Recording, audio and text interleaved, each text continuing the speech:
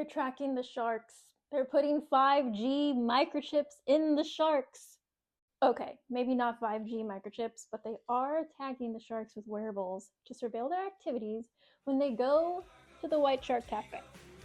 It's the place adult white sharks visit every winter and spring. To do what? No one knows. Literally, it's a mystery. Researchers trying to figure out why. But before we discuss anything else, let's first delve into the world of white sharks. You might know these beautiful wampas as great white sharks. They are named that way because their coloring is actually a camouflage tool. When you are looking up from the bottom of the ocean, their white undersides look like the sky. When you're looking down into the ocean, their gray tops look like water. White sharks are categorized as vulnerable on the IUCN Red List of Threatened Species, which means it's time to get serious, people. We don't want to live in a world without great white sharks.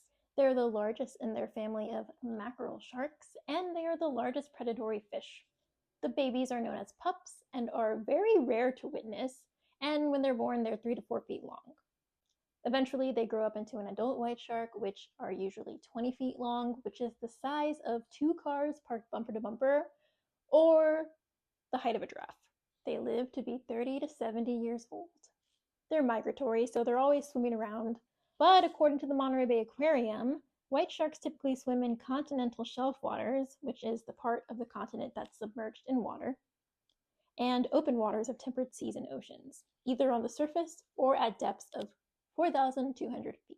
White sharks are migratory, so they're always swimming somewhere. But what if they decided to just change their route? Say one day a white shark just decides, I don't want to do that anymore, and they swim off to some remote water between California and Hawaii. Based purely on vibes, they make a 1-month-long trip to this spot in the middle of the ocean. And then another shark goes, and then another, and then another, and next thing you know, it's turned into some great white shark Burning Man, like a pilgrimage. Well, this did happen, and in 2018, researchers decided they wanted to know why. The researchers had a hypothesis that the sharks were going to this spot to eat and to mate, so they called it the White Shark Café, because at a cafe, you eat and socialize. Researchers tagged 20 sharks with wearables to watch their activities and see what they do when they get to the cafe. And what they learned was not meant for human eyes. Just kidding. But they did learn something strange. You see, in their California coast, the white sharks actually have lots of options for food, and they have lots of plant life. It's a very good place for them to be. So researchers were surprised when the sharks went to the cafe, because what were they doing in the middle of the ocean that they couldn't have at home in California? And not only were the sharks meeting at this mysterious place, their swimming patterns also changed. When they're in the White Shark Café, they don't just swim like this, they swim up and down. Some sharks were even making dives of up to 1,500 feet. But why?